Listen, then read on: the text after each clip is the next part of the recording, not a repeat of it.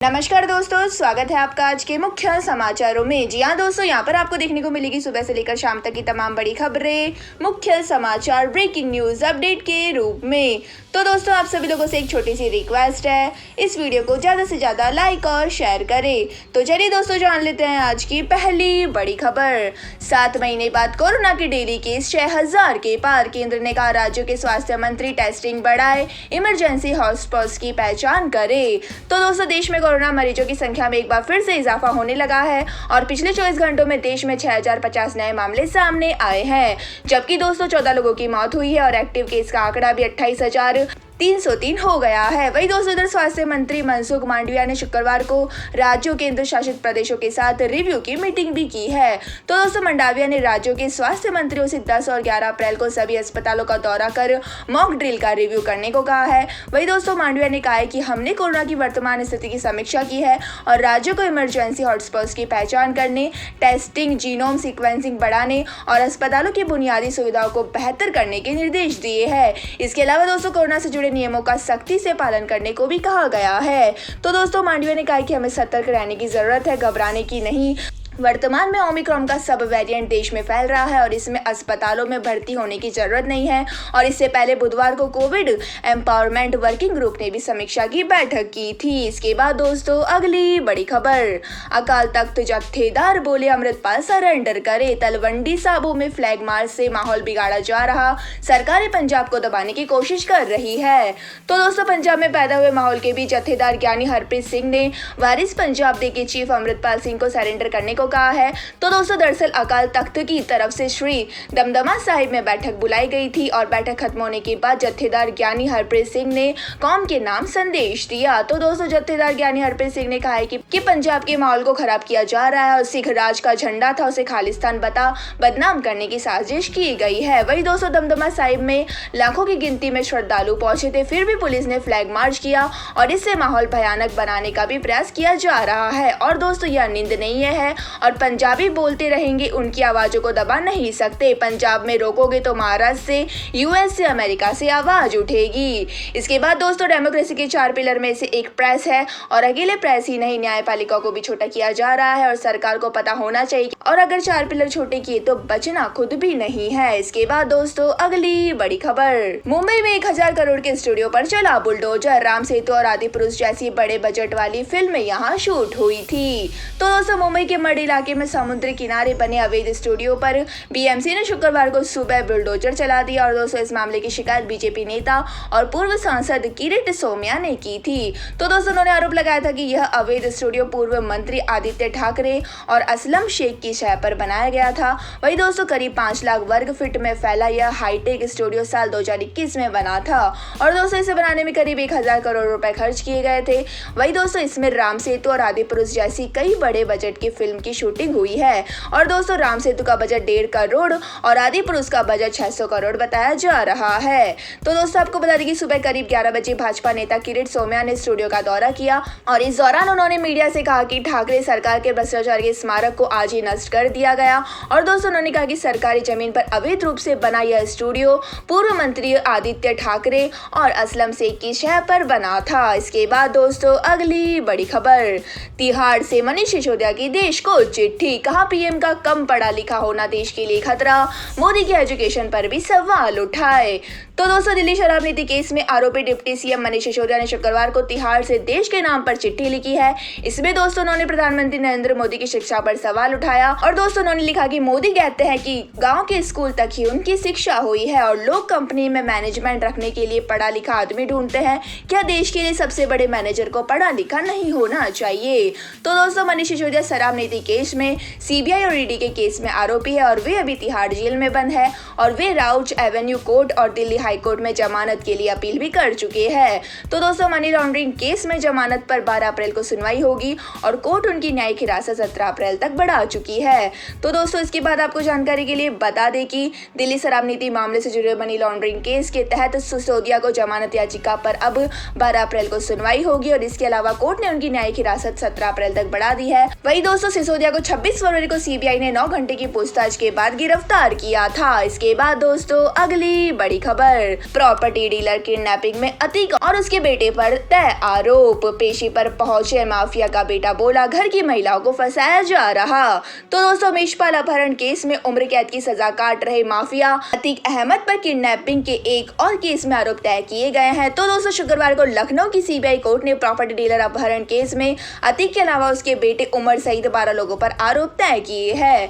वही दोस्तों उधर पेशी पर कोर्ट पहुंचे उमर ने कहा है कि घर की महिलाओं को फंसाया जा रहा है और अतीक अहमद दिसंबर 2018 में यूपी के देवरिया जेल में बंद था और उस समय लखनऊ के आलमबाग में रहने वाला कारोबारी मोहित जायसवाल उससे मिलने जेल में आया था और बाद में उसने आरोप लगाया था कि अतीक के गुर्गे उसे जबरन लखनऊ से उठाकर एसयूवी से देवरिया जेल ले गए थे और जेल में अतीक अहमद से मुलाकात कराई और जेल में अतीक के बेटे उमर और गुर्गों ने उसकी पिटाई की और जान से मारने की धमकी भी दी। साथ ही करोड़ों की जमीन के कागजों पर जबरन साइन करा लिए थे और मोहित से अतीक के गैंग ने रंगदारी भी मांगी थी। तो दोस्तों इस केस में सीबीआई के विशेष न्यायाधीश अजय विक्रम सिंह देख रहे हैं और उन्होंने मामले में आरोपी अतीक और उनके बेटे उमर को आरोपियों से मुक्त करने की अर्जी 27 मार्च को खारिज कर दी थी और दोस्तों कोर्ट ने आरोप तय करने के लिए 7 अप्रैल की तारीख तय की थी। इसके बाद दोस्तों अगली बड़ी खबर, बिहार में जाति नंबर 22 का विरोध, थर्ड जेंडर को आपत्ति, बोले हम जाति नहीं जेंडर है, 1% रिजर्वेशन दे सरकार। तो दोस्तों बिहार में थर्ड जेंडर को जाति का कोड देने पर विरोध शुरू हो गया है और यहाँ उन्हें कोड 22 दिया गया। वही दोस्तों किन्नरों की प्रतिनिधि रेशमा ने कहा है कि हम ट्रांसजेंडर की कोई जाति नहीं है, ट्रांसजेंडर व्यक्तियों को बिहार सरकार जाति के आधार पर पहचान दे रही है जो बिल्कुल गलत है। हम जाति नहीं है जेंडर है, सरकार हमें इस आधार पर 1% रिजर्वेशन दे। तो दोस्तों रेशमा ने कहा कि ट्रांसजेंडर एक लैंगिकता है और ट्रांसजेंडर प्रोटेक्ट एक्ट 2019 के अनुसार एस्टेब्लिश है और यह लोकसभा और राज्यसभा सभी जगह से पास है और इसके बाद भी सरकार हमें जाति के रूप में आइडेंटिफाइड कर रही है और सरकार की यह हरकत जाहिल वाली है। तो दोस्तों साथ ही रेशमा ने कहा कि सरकार थर्ड जेंडर की जाति के रूप में आइडेंटिफाई नहीं कर सकती है और बिहार सरकार ने पहले महिलाओं को 33% से लेकर 50% रिजर्वेशन दे रखा है और अगर एक तरफ जेंडर बेस्ड रिजर्वेशन दिया जा रहा है तो दूसरी तरफ अन्याय क्यों? यह अन्याय हमें स्वीकार नहीं है। उन्होंने सरकार से मांग की है कि ट्रांसजेंडर को जाति के कॉलम से निकालकर जेंडर के कॉलम में लेके आइए। इसके बाद दोस्तों अगली बड़ी खबर, स्वामी अभिमुक्तेश्वरानंद बोले हिंदू राष्ट्र नहीं राम राज्य चाहिए, जो संत राजनीतिक दलों में है वो हिंदू महात्मा नहीं, मदरसों की तरह स्कूलों में धार्मिक शिक्षा दी जाए।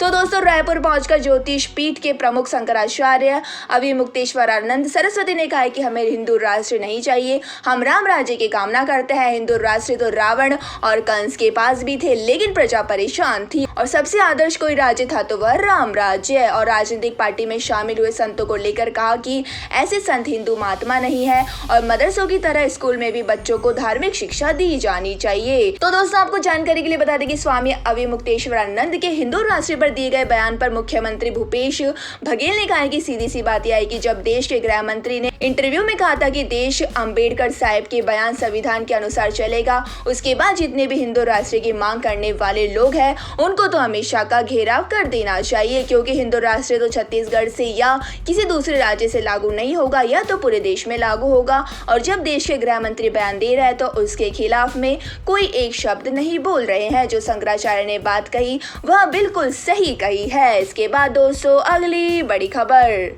आजकल शंख से ज्यादा अजान सुनाई देती है, मोहन भागवत के सामने बोले संत, आरएसएस प्रमुख बोले मिशनरी से अच्छा काम संत कर रहे हैं।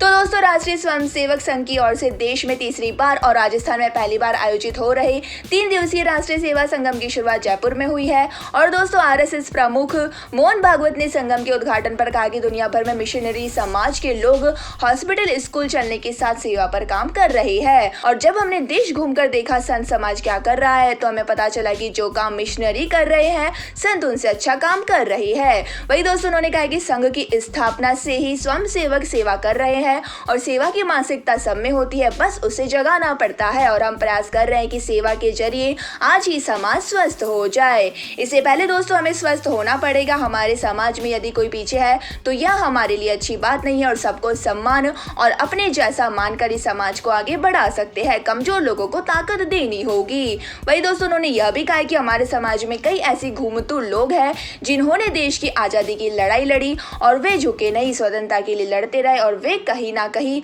घूमते ही रहते हैं। इसके बाद दोस्तों अगली बड़ी खबर, आंध्र के पूर्व सीएम किरण रेड्डी भाजपा में शामिल। बोले कांग्रेस में हाईकमान कंट्रोल करने की ताकत चाहता है पर मेहनत नहीं चाहता। तो दोस्तों सीनियर कांग्रेस लीडर और आंध्र प्रदेश के पूर्व मुख्यमंत्री किरण कुमार रेड्डी शुक्रवार को भाजपा में शामिल हो गए। वहीं दोस्तों उन्होंने पिछले महीने कांग्रेस छोड़ते वक्त रेड्डी ने अध्यक्ष मल्लिकार्जुन खड़गे को एक लाइन का इस्तीफा भी भेजा था। और दोस्तों भाजपा ज्वाइन करने के बाद रेड्डी ने कहा कांग्रेस में लगातार गलत फैसले लिए गए और एक के बाद एक गलत फैसलों के चलते सभी राज्यों में कांग्रेस कमजोर हो गई। और एक कहावत है कि हमारा राजा बहुत समझदार है, वो खुद सोच नहीं पाता और किसी की सलाह भी नहीं सुनता है। ऐसे में दोस्तों कांग्रेस में ऐसा भी है और वहाँ हाईकमान लोगों से बातचीत नहीं करना चाहता, नेताओं की बात नहीं सुनता है और वह कंट्रोल करने की पावर तो चाहता है लेकिन जिम्मेदारी लेना और मेहनत करना नहीं चाहता। साथ ही दोस्तों उन्होंने कहा कि अगर आपको कपड़ा सिलवाना है तो आप दर्जी के पास जाते हैं, आप नाई के पास नहीं जाते। कांग्रेस हाईकमान को नहीं पता कि राज्य में किस आदमी को क्या जिम्मेदारी देनी है, लोगों से बात करने का जिम्मा किसको देना है। उन्हें अपने नेताओं को कैरेक्टर नहीं पता और असली नेता वो होता है जो लोगों से बातचीत करे, समस्याओं को समझे और ऐसे नेता को राज्य में जिम्मेदारी दे जो इन समस्याओं को सुलझा सके।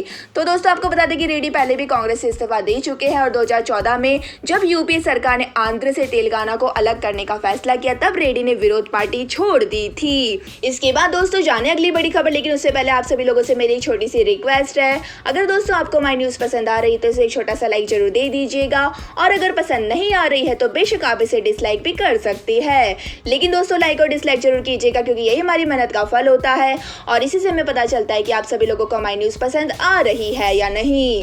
तो चलिए दोस्तों जान लेते हैं आज की अगली बड़ी खबर। एलन मस्क ने फिर बदला ट्विटर का लोगो, डॉग की जगह नीली चिड़िया की हुई वापसी। मस्क के फैसले के बाद डॉज कॉइन में 10% की गिरावट। तो दोस्तों दुनिया के दूसरे अमीर कारोबारी एलन मस्क ने माइक्रो ब्लॉगिंग साइट ट्विटर के लोगो को फिर से बदल दिया है और दोस्तों उन्होंने 3 दिन पहले नीली चिड़िया हटाकर एक डॉग को लोगो बनाया था। हालांकि दोस्तों यह बदलाव केवल वेब वर्जन पर ही किया था, ऐप पर नहीं। तो दोस्तों अब नीली चिड़िया वाला लोगो फिर से वापस लाया है और वेब और ऐप पर दोनों यह लोगो नजर आ रहे हैं। साथ ही दोस्तों लोगो में बदलाव के बाद क्रिप्टो करेंसी डॉजकॉइन में करीब 10% की गिरावट देखने को मिली है। तो दोस्तों सॉफ्टवेयर इंजीनियर बिली मार्क्स और जैक्सन पाल्मर ने 2013 में बिटकॉइन जैसी अन्य क्रिप्टो करेंसी का मजाक उड़ाने के लिए डॉजकॉइन की शुरुआत की थी और मस्क कई मौकों पर इसे अपनी पसंदीदा क्रिप्टो करेंसी बता चुके हैं। वही दोस्तों मस्क ने डॉजकॉइन के सपोर्ट में फरवरी 2022 में कई ट्वीट किए थे और उस वक्त उन्होंने पहले ट्वीट में सिर्फ DOGE लिखा था। इसके बाद दोस्तों अगली बड़ी खबर, भारत की फॉरेन एक्सचेंज से कमाई बढ़ी। टूरिज्म से इंडिया की फॉरेन एक्सचेंज अर्निंग 2022 में 107% बढ़कर 1.34 लाख करोड़ रुपए हुई। तो दोस्तों टूरिज्म के जरिए भारत की फॉरेन एक्सचेंज अर्निंग 2022 में 107% से बढ़कर 1.34 लाख करोड़ रुपए हो गई है और दोस्तों यह साल 2021 में 65,070 करोड़ रुपए रही थी और इस बात की जानकारी सरकार ने अपने प्रोविजनल एस्टीमेट के अनुसार दी थी। तो दोस्तों मिनिस्ट्री ऑफ टूरिज्म ने शुक्रवार को स्टेटमेंट में कहा कि कोरोना महामारी के बाद टूरिज्म इंडस्ट्रीज ने रिकवरी के अच्छे संकेत दिए हैं। तो दोस्तों नॉर्थ ईस्टर्न रीजन के minister of culture, tourism and development G Kishan Reddy ने कहा है कि 2021 में 1.52 मिलियन की तुलना में भारत को 2022 में 6.19 मिलियन फॉरेन टूरिस्ट अराइव्स मिले हैं। और गुरुवार को राज्यसभा में एक सवाल का जवाब देते हुए रेड्डी ने ब्यूरो ऑफ इमिग्रेशन के इस लेटेस्ट डेटा की जानकारी दी है। इसके बाद दोस्तों अगली बड़ी खबर, नई पेंशन स्कीम का रिव्यू करेगी केंद्र सरकार। इसके लिए कमेटी बनाई गई, फाइनेंस सेक्रेटरी इसे लीड करेंगे। तो दोस्तों पुरानी पेंशन स्कीम को वापस लागू करने की मांग कर रहे सरकारी कर्मचारी के लिए अच्छी खबर है और सरकार अब नई पेंशन स्कीम जल्द ही रिव्यू करेगी। वही दोस्तों गुरुवार को फाइनेंस मिनिस्ट्री ने कहा है कि नेशनल पेंशन स्कीम का रिव्यू करने के लिए कमेटी बनाई है। तो दोस्तों इस कमेटी के रिव्यू के बाद सरकार फैसला लेगी पुरानी पेंशन स्कीम को वापस लागू किया जाना चाहिए या नहीं। और दोस्तों यह फैसला ऐसे समय में आया है जब कई राज्यों ने पुरानी पेंशन योजना को फिर से लागू करने का फैसला किया है, जिससे दोस्तों विशेषज्ञों में चिंता भी बढ़ गई है। तो दोस्तों 24 मार्च को संसद में फाइनेंस बिल पेश करने के दौरान फाइनेंस मिनिस्टर निर्मला सीतारमण ने नई पेंशन स्कीम का रिव्यू करने की बात कही थी और सीतारमण ने कहा था कि फाइनेंस सेक्रेटरी की लीडरशिप में एक कमेटी बनाई जाएगी और यह कमेटी नई पेंशन स्कीम का रिव्यू करेगी। इसके बाद दोस्तों अगली बड़ी खबर, 242 खिलाड़ियों को सीजन में सिर्फ 910.5 करोड़ मिल रहे। अकेले मीडिया राइट्स ने बीसीसीआई सालाना 9,668 करोड़ तक कमा रहा। तो दोस्तों, फुटबॉल, बेसबॉल जैसे खेलों को पछाड़ते हुए आईपीएल अमेरिकी NFL के बाद दुनिया की दूसरी सबसे अमीर स्पोर्ट्स लीग है। तो दोस्तों, 2 महीनों के सीजन में जमकर पैसा बरसता है और बीसीसीआई फ्रेंचाइज और खिलाड़ियों की कमाई करोड़ों में होती है। हालांकि दोस्तों, चौंकाने वाली बात तो यह है कि करोड़ों रुपए की कमाई के बाद भी खिलाड़ियों को लीग की कमाई में उचित हिस्सेदारी नहीं मिल रही। तो दोस्तों, विश्व की दूसरी सबसे अमीर लीग खिलाड़ियों की रेवेन्यू हिस्सेदारी अन्य लीग के मुकाबले आधी भी नहीं है और साथ ही दोस्तों, खिलाड़ियों की सैलरी भी लीग के मुनाफे के अनुसार नहीं बढ़ रही। और दोस्तों, दूसरी लीग से तुलना करें तो खिलाड़ियों की कमाई मौजूदा आमदनी से 3 गुना ज्यादा होनी चाहिए, लेकिन दोस्तों अभी हमारे खिलाड़ी काफी पिछड़ रहे हैं। इसके बाद दोस्तों, अगली बड़ी खबर, सलमान खान ने धमकियों के बीच खरीदी नई bullet proof car. Nissan petrol को विदेश से कराया इंपोर्ट, अभी तक इंडिया में नहीं हुई है लॉन्च। तो दोस्तों, सलमान खान को लगातार जान से मारने की धमकी मिल रही है और इन सबके बीच उन्होंने निसान कंपनी की सबसे महंगी निसान पेट्रोल बुलेट प्रूफ गाड़ी खरीदी है। और दोस्तों, हाल ही में एक्टर को जान से मारने की धमकी भरा ईमेल भी मिला था, जिसके बाद दोस्तों भाईजान ने यह बड़ा फैसला लिया है। तो दोस्तों, यह बुलेट प्रूफ गाड़ी सेफ्टी के मामले में काफी अच्छी और साउथ एशिया बाजार में यह SUV सबसे महंगी गाड़ियों में से एक है। तो दोस्तों, इस गाड़ी को विदेश में इंपोर्ट किया गया है और फिलहाल में यह इंडियन मार्केट में लॉन्च नहीं हुई है। तो दोस्तों, बता दें कि सलमान को 18 मार्च को एक धमकी भरा ईमेल मिला था और यह मेल गैंगस्टर लॉरेंस बिश्नोई की तरफ से भेजा गया था और पुलिस ने लॉरेंस और गोल्डी बराड के खिलाफ FIR दर्ज की थी और उस मेल में लिखा था कि तेरे बॉस सलमान से गोल्डी बराड को बात करना है। लॉरेंस बिश्नोई का इंटरव्यू तो सलमान ने देख ही लिया होगा, अगर नहीं देखा है तो उससे बोल देना कि इंटरव्यू जरूर देख ले। मैटर क्लोज करना है तो बात करवा देना, फेस टू फेस बात करना है तो वो भी बता देना। अभी टाइम रहते इन्फॉर्म कर दिया, अगली बार झटका ही देखने को मिलेगा। तो दोस्तों, सलमान खान को पिछले काफी समय से जान से मारने की धमकियां मिल रही है और इस बीच बुधवार को एक प्रेस कॉन्फ्रेंस के दौरान भाईजान ने पहली बार इस मामले पर अपनी चुप्पी तोड़ी और प्रेस कॉन्फ्रेंस के दौरान जब उससे पूछा गया, सलमान सर आप पूरे इंडिया के भाईजान हैं, ऐसे में आपको जो धमकियां मिलती हैं आप उसको कैसे देखते हैं, जिसके जवाब में दोस्तों सलमान ने मुस्कुराते हुए कहा, पूरे इंडिया के भाईजान नहीं, किसी की जान भी है, हम बहुत सारों की जान है। हम भाईजान उनके लिए है जो भाई है और उनके लिए जिन्हें हम बहन मानना चाहते हैं। और सलमान का जवाब सुन सोशल मीडिया पर फैंस काफी हुआ। इसके बाद दोस्तों, अगली बड़ी खबर, नवजोत सिंह सिद्धू की कांग्रेस अध्यक्ष से मुलाकात। लिखा, वंचितों के लिए चैंपियन, सच्चाई की आवाज मल्लिकार्जुन खड़गे से मिला। तो दोस्तों, रोड रेज केस 1988 में 10.5 महीने की सजा काट बाहर आए नवजोत सिंह सिद्धू 2 दिन के दिल्ली दौरे पर है और नवजोत सिंह सिद्धू ने जहां बीते दिन राहुल गांधी व प्रियंका गांधी से मुलाकात की थी, वही दोस्तों वह आज नवजोत सिंह सिद्धू कांग्रेस राष्ट्रीय अध्यक्ष मल्लिकार्जुन खड़गे से मिलने पहुंचे है। तो दोस्तों, नवजोत सिंह सिद्धू ने ट्विटर पर मल्लिकार्जुन खड़गे के साथ अपनी तस्वीर साझा करते हुए लिखा है कि 9 बार की विधायक, 3 बार सांसद, वंचितों के लिए चैंपियन, सच्चाई की आवाज, विश्वसनीय नेता, तेरा नाम मल्लिकार्जुन खड़गे।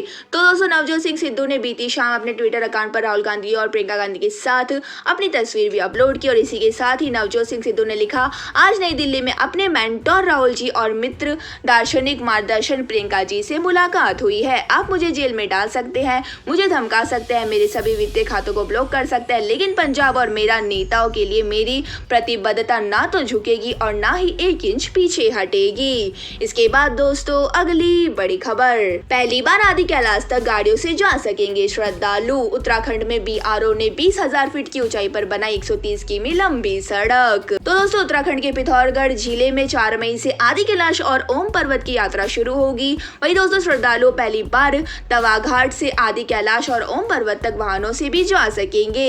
वही दोस्तों, सीमा सड़क संगठन ने के लगभग 20,000 फीट की ऊंचाई पर बनाए गए इस 130 किमी लंबे सड़क मार्ग के चलते यह संभव हुआ है। तो दोस्तों, अब तक श्रद्धालु तवाघाट पॉइंट से यह यात्रा पैदल ही करते थे और इस बार कुमाऊं मंडल विकास निगम ने श्रद्धालु के लिए पैकेज भी बनवाया है और श्रद्धालु बिना पैकेज के जाना चाहते हैं तो अपने स्तर पर यात्रा कर सकते हैं और इसके लिए धारचूला में SDM कार्यालय से इनर लाइन परमिट लेना होगा। इसके बाद दोस्तों अगली बड़ी खबर, 12वीं की परीक्षा अगले साल से 2 टर्म में होगी। 10वीं 12वीं के रिजल्ट में पिछली कक्षाओं में नंबर जुड़ेंगे। शॉर्ट और लॉन्ग कन्वेंशन की जगह MCQ ज्यादा होंगे। तो दोस्तों केंद्रीय शिक्षा मंत्रालय ने नेशनल कैरिकुलम फ्रेमवर्क का ड्राफ्ट जारी किया है और दोस्तों इसमें 12वीं की बोर्ड परीक्षाओं में 2 टर्म लेने का प्रस्ताव भी है। तो दोस्तों 10वीं और 12वीं के नतीजों में पिछली कक्षाओं की अंक जोड़ने की सिफारिश भी की गई है और नई राष्ट्रीय शिक्षा नीति को ध्यान में रखकर तैयार इस फ्रेमवर्क को साइंस, कॉमर्स और आर्ट्स की विभाजन को भी खत्म करने का प्रस्ताव है। तो दोस्तों कोरोना के दौरान बोर्ड परीक्षा 2 हिस्सों में ली गई थी और अब उसी व्यवस्था को स्थायी बनाया जाएगा और नया फ्रेमवर्क सत्र 2024 और 25 से लागू हो सकता है। तो दोस्तों अब तक 1975, 1988, 2000, 2005 में कैरिकुलम फ्रेमवर्क बन चुका है और बोर्ड परीक्षाओं के स्वरूप में बदलाव का भी यह पहला प्रयास नहीं है। इसके बाद दोस्तों अगली बड़ी खबर, राम भद्राचार्य बोले विपक्ष देश को बचाना चाहते हैं। भारत में रहना है तो जय श्री राम और वंदे मातरम कहना होगा। साईं बाबा भगवान नहीं संत है।